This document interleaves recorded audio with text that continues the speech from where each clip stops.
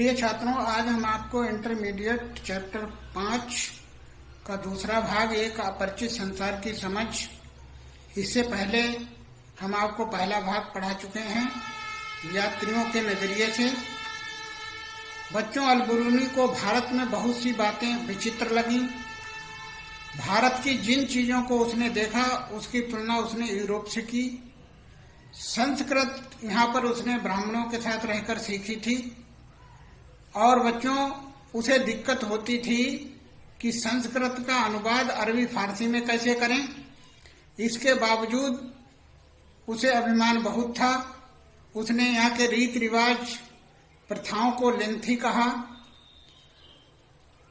और यहाँ के जो वर्ग थे उसकी तुलना उसने यूरोप से करते हुए कहा कि यूरोप में घुड़सवार शासक, भिक्षुक पुरोहित चिकित्सक वर्ग, खगोल शास्त्री वैज्ञानिक वर्ग, कृषक और शिल्पकार वर्ग था, जबकि यहाँ पर हिंदुओं में वर्ण व्यवस्था थी। अल-बिरूनी ने इस्लाम के और हिंदुओं के सामाजिक व्यवस्थाओं की भी तुलना की। उसने माना कि इस्लाम में जातिगत भेदभाव नहीं था, जबकि हिंदुओं में जातिगत भेदभाव बहुत अधिक था। उसने कहा कि इस्लाम में इबादत के तरीके अलग अलग हो सकते थे, लेकिन जातिगत भेदभाव नहीं था, सब मिलकर रहते थे। जबकि हिंदुओं में जातिगत भेदभाव अधिक था। एक जाति का व्यक्ति दूसरे जाति के व्यक्ति के यहाँ न खाना खा सकता था और न ही पानी पी सकता था। उसने यहाँ की अस्पृश्यता को बहुत बुरा कहा। उसने कहा अस्पृश्यता के कारण लोग एक दूसरे को छूते तक नहीं थे। इस व्यवस्था को अल-बिरूनी ने आलोचना भी की। बच्चों, आप एनसीईआरटी की जो बुक में कोष्ठक बने हुए हैं उनको जरूर पढ़ें। अब हम इब्न बतूता तथा अनजाने को जानने की उत्कंठा, इस बिंदु के अंतर्गत इब्न बतूता अनजानी चीजों को जानने के लिए बड़े पैमाने पर यात्राएं करता था। वो दिल्ली आया, चीन गया, अफ्रीका, यूरोप में घूमा।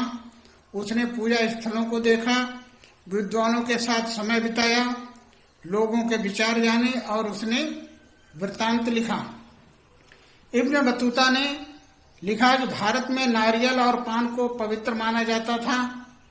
उसने कहा कि शहर व्यापक अवसरों से भरे हुए थे। जिनके पास इच्छा, साधन और कौशल था उन्हें रोजगार मिल जाता था, लेकिन जिनके पास इच्छा, साधन, कौशल नहीं था उन्हें रोजगार नहीं मिल पाता था। इब्न बतूता ने कहा कि शहर भीड़ भाड़ वाले थे। दिल्ली की तुलना उसने महाराष्ट्र के दौलताबाद से की थी। इब्न बतूता ने भारतीय कृषि को बेहतर बताते हुए कहा कि यहाँ की भूमि उपजाऊ थी, किसान 2 फसलें उगा लेते थे। और उसने पहनावे पर लिखा है कि यहाँ का धनाढ्य वर्ग मलमल के कपड़े पहनता था, जबकि गरीब लोगों को सस्ते कपड़े भी उपलब्ध नहीं हो पाते थे। बच्चों, संचार प्रणाली पर उसने लिखा कि भारत की संचार प्रणाली बहुत अच्छी थी। सिंध से दिल्ली की यात्रा 50 दिन में पूरी होती थी, जबकि गुप्तचरों द्वारा खबर 5 दिन में पहुंचा दी जाती थी। इब्न बतूता ने बताया कि डाक व्यवस्था 2 प्रकार की थी, एक अश्वारोही डाक व्यवस्था, दूसरी पैदल डाक व्यवस्था। अश्वारोही डाक व्यवस्था को उलूक और पैदल डाक व्यवस्था को दावा कहा जाता था। आज के वीडियो में बच्चों इतना ही। अगले वीडियो में इसका शेष भाग हम आपको बताएंगे। बहुत बहुत धन्यवाद।